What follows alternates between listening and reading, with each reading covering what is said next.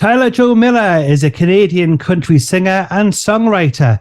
He is signed to MDM Recordings and was the first independent artist to debut with back-to-back #1 hits on the Billboard Canada country chart with Pillow Talkin' and I Would Be Over Me Too.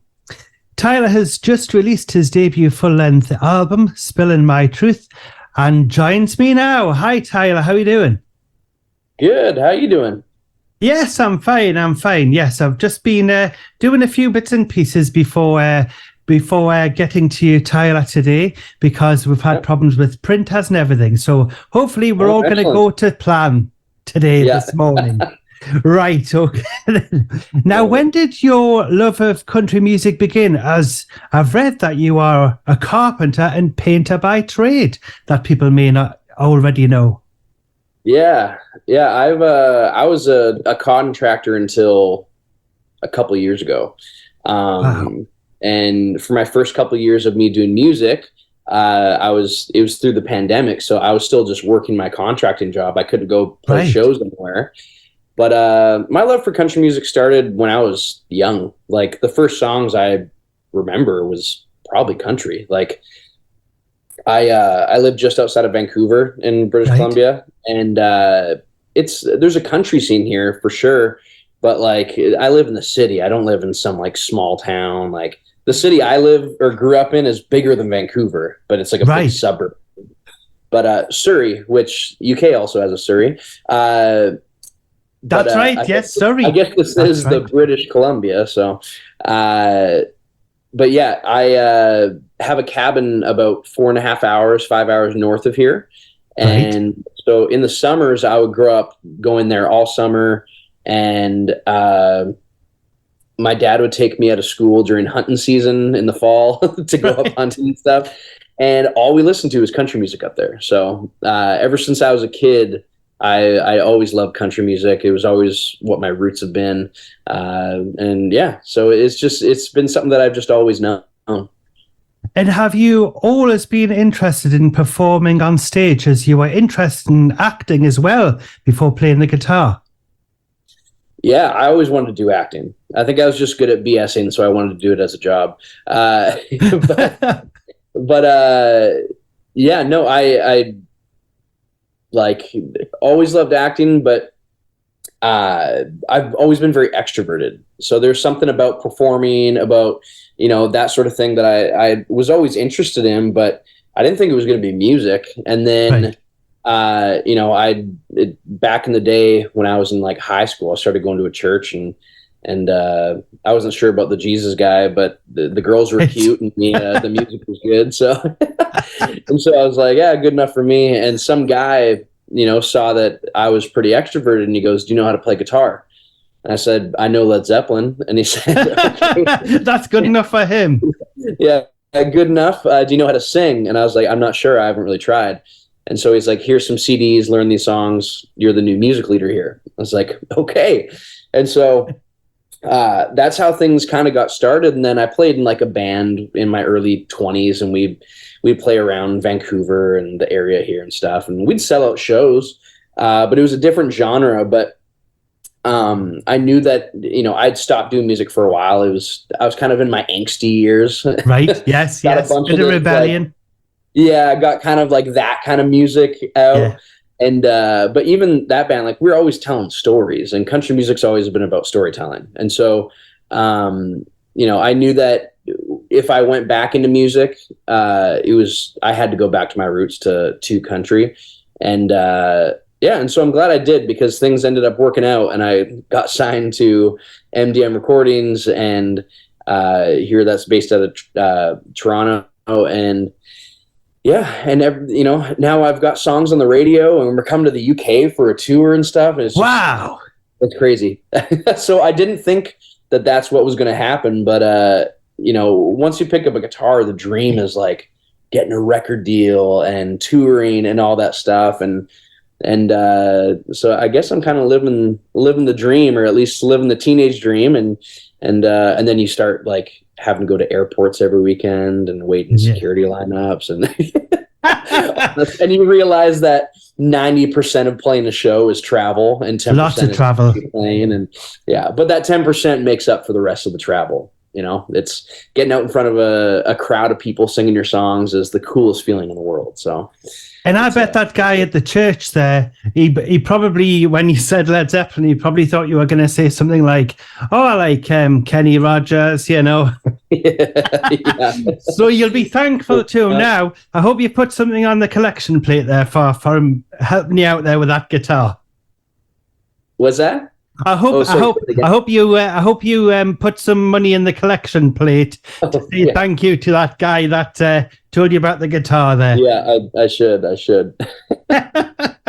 What a great story. I love that. Now, you mentioned earlier that you were born in a twin city, I could call it, Surrey in British Columbia. What was it like growing up, and do you come from a musical line of singers in the family? Yeah, growing up in Surrey, it definitely has a bit of a stigma to it. Right. The area that I grew up in was not exactly the safest place. Well, I haven't been to Surrey here in the United Kingdom, so I couldn't comment. Yeah. Okay. Yeah, it can be a bit of a sketchy place, depending on where though, because there's so many different like sublets of Surrey that there's like all these I've been to somewhere which was called Frimley Green, where I went to watch the darts for a couple of years. That was in Surrey. Have you got a Frimley Green over there? No, not that I know of. Not that you know of. All right, then. Maybe that'll be something that you'll have to be set up. Frimley, all the little villages that's in Surrey over in the United Kingdom will have to come over to Canada there. When we have to, exactly. Check that out there. But sorry, I interrupted you there. So yes, in Surrey, there over there, is it? What was it like, the music scene and everything when you were growing up? Yeah, the music scene, I don't know if there was like much of one. It was very like, and if there was, it was when I was growing up, it was more of like I guess like Nickelback is right. Yes, like, of course. They're originally from Alberta, but they like Chad lives like 15 minutes up the road from me here. Wow. But like they were kind of like, especially them being a local band, it was like, these are the guys. So like I was a huge Nickelback fan. And there was a couple other like Canadian bands over here, like Sum 41 was another big one, and like Avril Lavigne and stuff like that. Oh, yes, Avril Lavigne, we know that. Yes, and Nickelback, we know them over here. Yeah, but they're a big deal over here.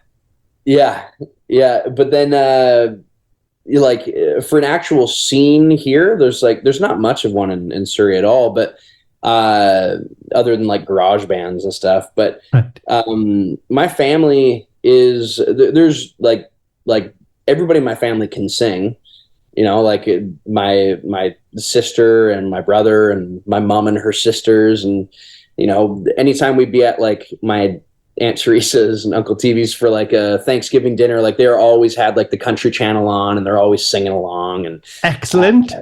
Yeah. And so like I just grew up with that like being like surrounding me, and like my grandpa played guitar, and he would do like he had his like Willie Nelson impression and stuff.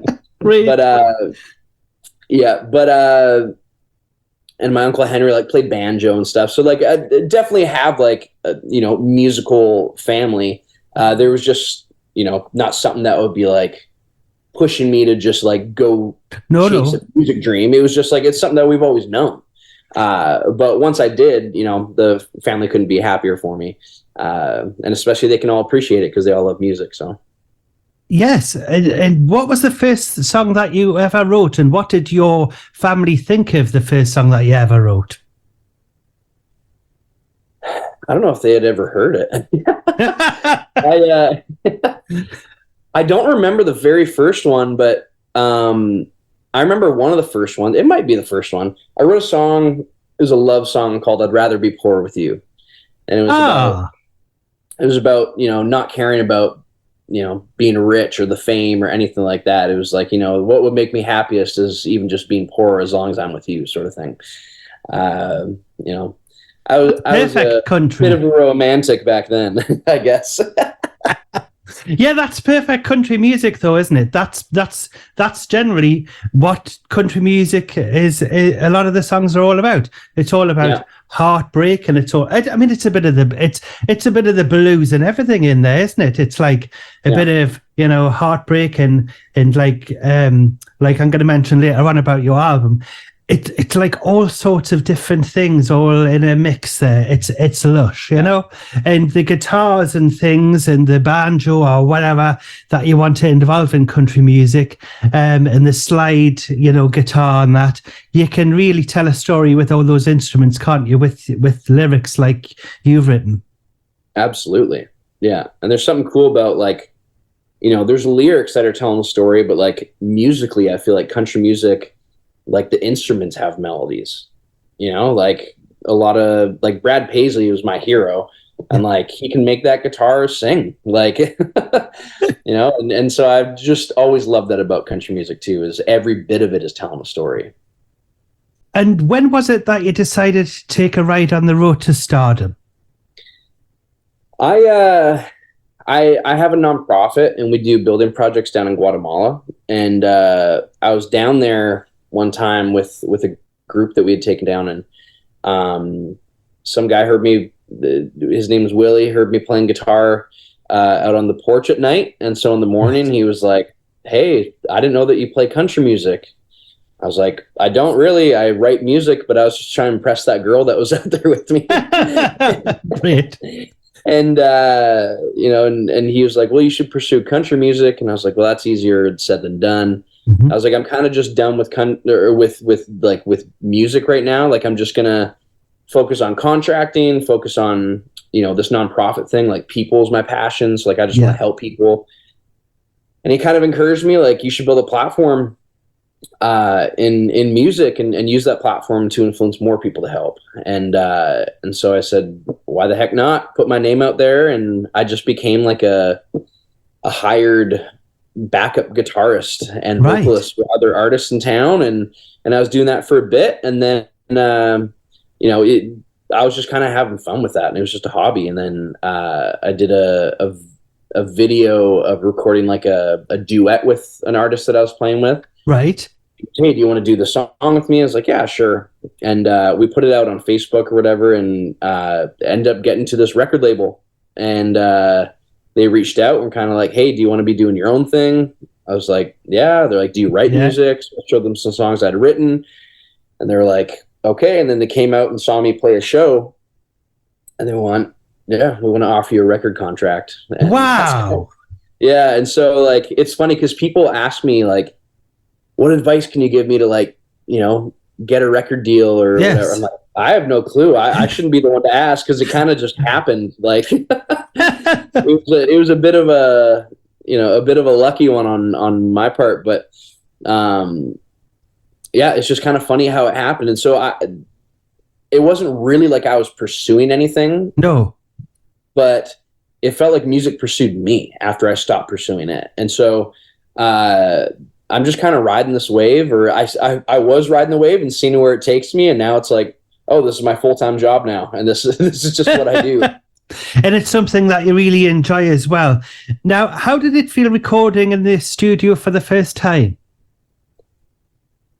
It was interesting because with my old band and stuff, like we would do recording, and me and my best friend growing up, Gareth, me and him would always do music together, and like he got his Pro Tools, and we'd start like recording. So I have no clue how to use any of that stuff, but we would start like doing our own recordings and all this, and like it's a whole experience when you're the one doing it, and then you go to a studio and you have Nashville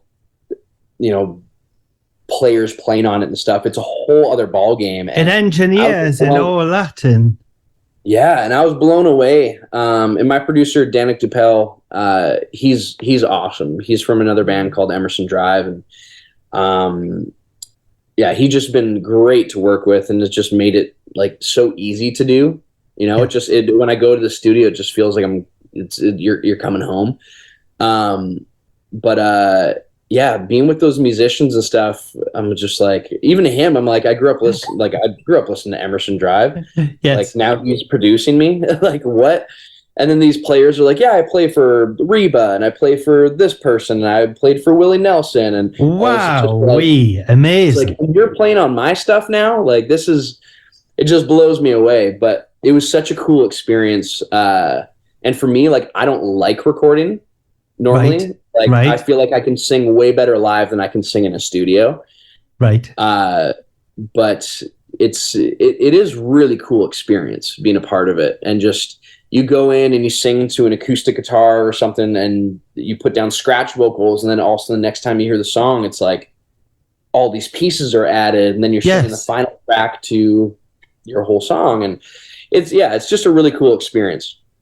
And especially when you hear the playback of like your album or any track that you do, when you hear it in the, where the mixing desk is and you're hearing the playback, it really just comes out the speakers, doesn't it? And it makes you go, hey, that's why it took so long to make, because it sounds like that. Yeah. The mix and everything, absolutely amazing.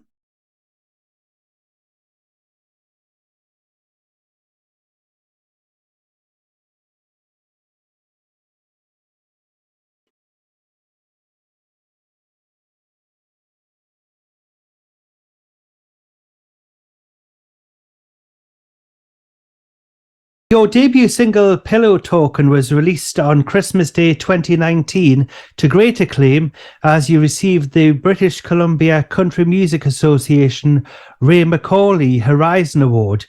What was it like receiving this award soon after releasing your first single, which went to #1 in the Billboard Country chart with the record certified gold? Crazy. I bet. Yeah, I think I had the Ray Macaulay before we released. Right. But we got 4 other awards last year. Yes, I'm going to mention them soon. The first awards since COVID happened and since I'd released music. But the Ray Macaulay one was really cool because I don't think I had released the first one yet. I think we were about to. Right. And so I got this award as like this rising star where it was like, I don't even have the song out yet, but the country music scene is just so, I felt so supported that it was like, even before I had the song out, like you guys already have my back. Yes. which is a really cool experience and just incredible. And a lot of people within the BC country scene are the ones that push me to do my own thing as well. And so, these are the people that got me to start doing this stuff in the first place. So I owe a lot. And your second single, I Would Be Over Me Too, went up to #1 as well. How did it feel having back-to-back #1s, which is it's a first for an independent on the Billboard Country Music chart?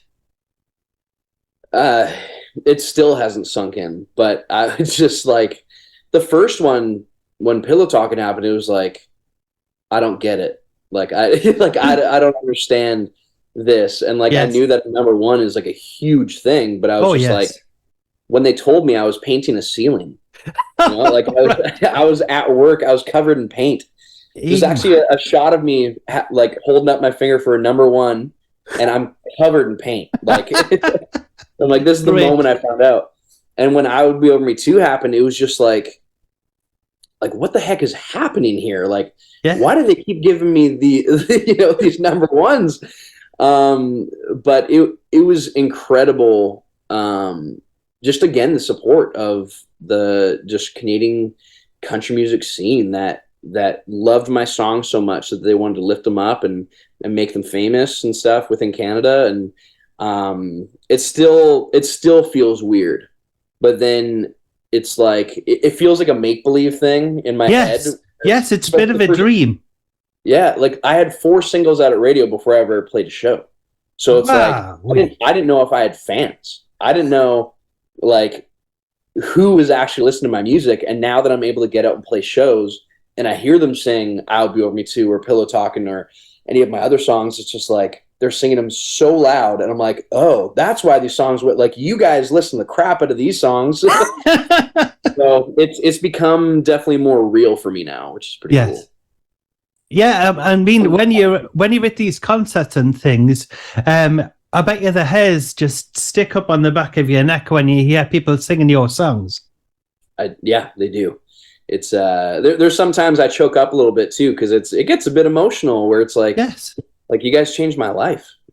You know, I owe so much to the fans. Like, they're the reason why we're doing this, and if there's no fans, there's no artists, or at least they're not doing anything worthwhile. You know, it's of all course, it's of all course. about that. So, yes, the fans and the artists go hand in hand, I say.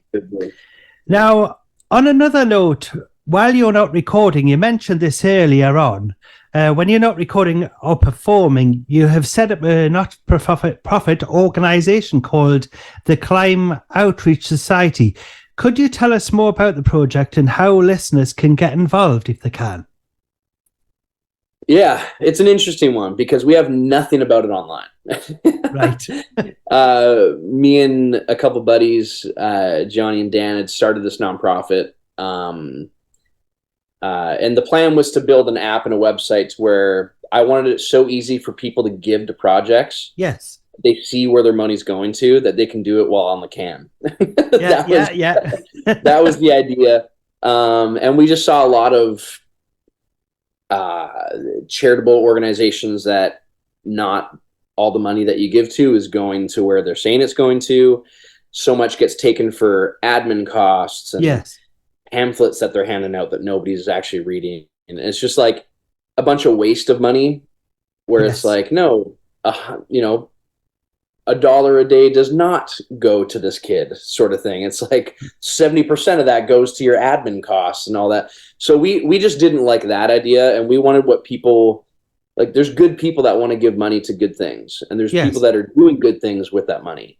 Yes, but we wanted to help highlight those organizations, and one is this one that we work with in Guatemala, and they're incredible. We know that what people give goes exactly to those projects because we're a part of actually building those projects. Of course. And so we wanted to help build that transparency and trust back with people that want to do good things with their money and nonprofits that are doing really good things with that money. And so that was the plan, and we're still working through it and figuring out how to partner with more organizations and all this. But right now it's basically just been partnered in Guatemala, but we sponsor 2 villages out there and basically helping them become self-sustainable. And we do building projects and baby rescues for kids that are malnourished and all that stuff. So, but we started going down with the church, and then they cut ties with that organization, and we said, screw it, we're going to start our own nonprofit. Yes, and continue the work that we were doing, because I just don't believe in how they split ties. I think it was wrong. And so we went,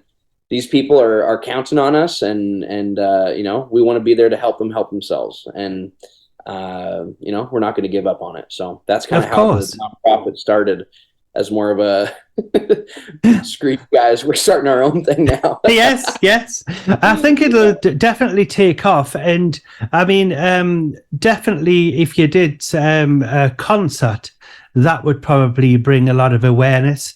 Even in Surrey, where you are, or I mean, television advertising, a lot of that goes on here in the United Kingdom for charities and things. Maybe if you can get some kind of airtime there, and maybe get somebody to see if they can do like maybe voice a commercial or something, because a lot of television as well as radio stations will give airtime for that kind of thing. But yes, we'll have to watch out for that one. Yeah. So that charity. I would say until we've got our website and stuff like figured out, like right now we don't have a project on the go, so we wouldn't want to take people's money. Of course, yes. You know, and so when the only time we're accepting donations is when we have something for them to give to. Otherwise, we don't want your money. You know? Exactly. So watch out for the Climb Outreach Society in the future. Yeah. Now, back to the music, and in 2020 you released your debut EP, Sometimes I Don't, Sometimes I Do. As you can see, a bit of a tongue twister for me there. I do apologize. Yeah. Which includes the singles Fighting and Sometimes I Do, which brought you further accolades from Sirius XM's 2021 Top of the Country winner and achieving 4 CCMA award nominations, as you mentioned earlier, for Rising Star, Male Artist of the Year, Album of the Year, and Fans' Choice. What was it like being recognized with all these awards so soon into your career? It was unexpected to get all those. You know, like it was crazy, and they just kept saying my name, and it's like, what, again? Like, are you like, what? So yeah, it's incredible, but it was also like, it was my BC country fam that, you know, it's the same people that told me to do my own thing, and then they stuck with me on that. You know, they put their votes in for my name, and which is pretty cool. And so for somebody like me, like I was going from construction to country artist, and it was weird for me to still make that switch over and, like, you know, accept that I'm now this country artist that is putting out music and on the radio and all that stuff. But they made me feel really supported, and you know, they made me feel like a star, which is pretty cool. I got him over on the shelf beside me over here. Yeah, so. Well, I was actually going to mention in the questions there, which I haven't. I was going to say by next year, you'll probably have filled the cabinet that you've already got going at the moment. We'll see. You know, we got the Canadian Country Music Awards coming up in a couple weeks. I'm up for 3 awards, so excellent. Hopefully, bring home some hardware. If I don't, I'm drinking on their tab, so I'm happy. Yes, get plenty of the beer going there, and I will be mentioning beer a little bit later on, so listen out for that. Now, where do you get your inspiration from for writing your songs? Are they autobiographical in any means? Yeah, I think some of them are, for sure. I think there's some that, you know, are really from experience, but also I love writing stories about things that haven't happened to me, and I'm sure somebody's going to relate to them, and so there's something really cool about songwriting, that it's like, you don't have to tell your story, you can tell somebody else's too, and there's something really cool about that as well. But yeah, so some of it's from experience, but a lot of it's also not. Well, I suppose you've got the experience because you had the acting there, so you can act. Yeah, exactly. You know, you can write a song about all sorts of things, you know. Yeah, and in some ways, you do the lyrics that you put down in your songs. Sometimes you don't want it to happen to you, especially the heartbreak. Yeah. Exactly. Now, onwards to today, and you have just released your new album, Spilling My Truth.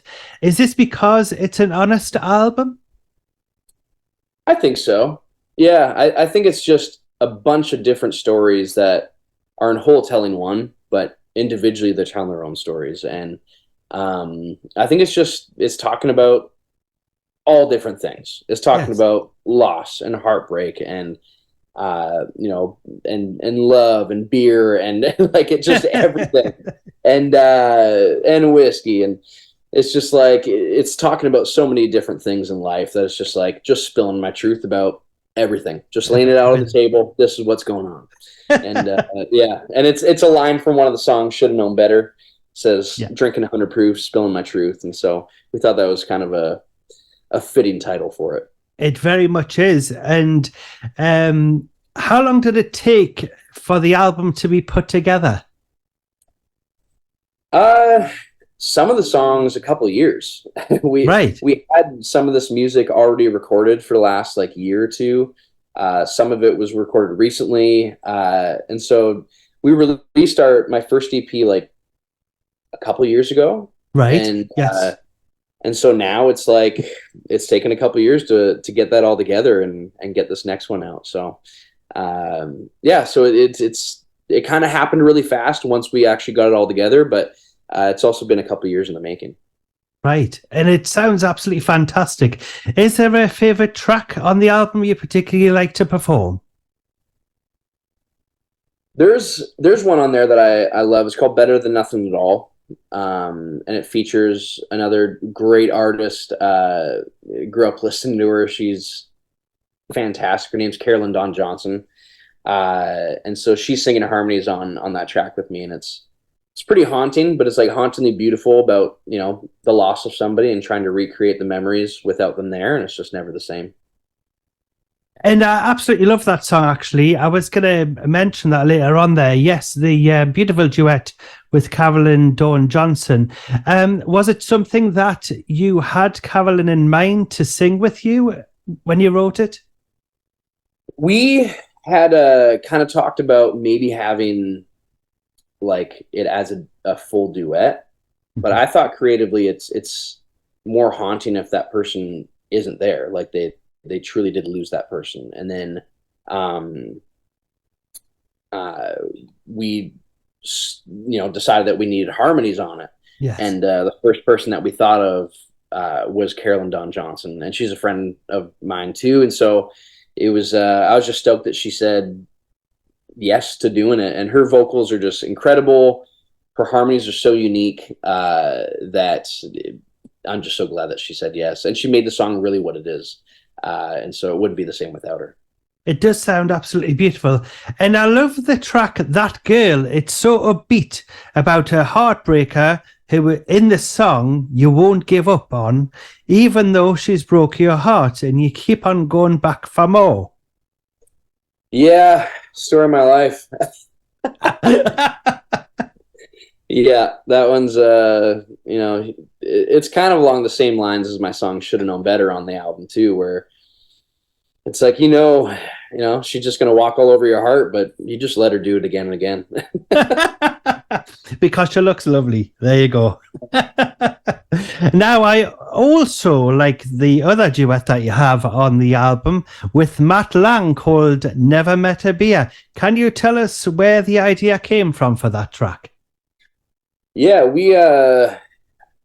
me and Matt are just good buddies. He's a Quebec country artist here, and he's just incredible. He's a superstar over in Quebec, and me and him both got pitched the song actually, and both of us really liked it, but we decided to be cooler to to do it together. And me and him are just good buddies, and we're drinking buddies, and we both love beer. So we're like, what better to do than us do this one together? And so yeah, so it kind of came together super easy, and both of us had the same producer too, so it was just, yeah, it was a breeze.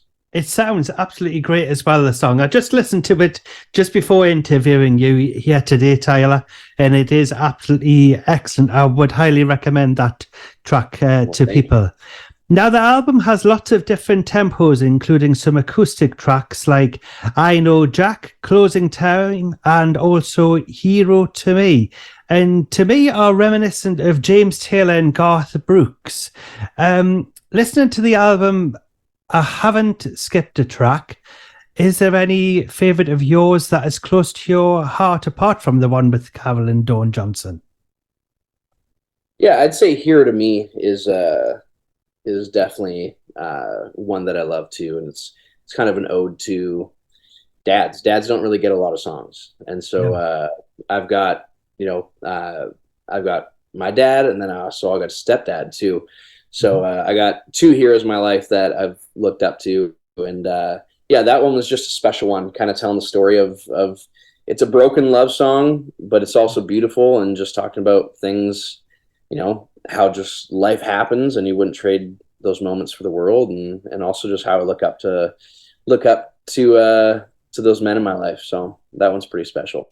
Do you have any tours or future projects coming up you can tell us about?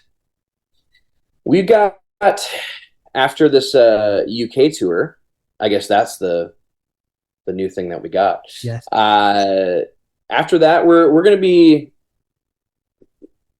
kind of off for the winter, which is nice. So I'll be back down to Nashville, but going to be writing and recording some stuff for the next project. Fabulous. Yeah, and so it's funny because when you put out an album, you think you got time before the next one, but it's like we're getting right back to it and getting ready to move on to the next stuff already. That's right. Striking while the iron's hot, as they say. Exactly. Where can listeners follow you and buy your music? They can follow me on all socials. Everything's just at Tyler Joe Miller, and buy my music anywhere that you can buy music. Right. Basically everywhere. That's great. Finally, Tyler, would it be possible for you to introduce your single, Let Her Get Away? You bet. Hey, this is Tyler Joe Miller, and this is my new single, Let Her Get Away. Tyler Joe Miller, it's been an absolute pleasure speaking with you there all the way over in Canada, in Surrey. And I'd like to wish you all the very best with the album. And it'll be great to catch up with you soon when you're maybe in the United Kingdom. You bet. Absolutely. Thanks for Fabulous. Well, all the best then. Take care now. Thank you very much. Thanks Cheers. very much now. Bye. Yeah. Bye.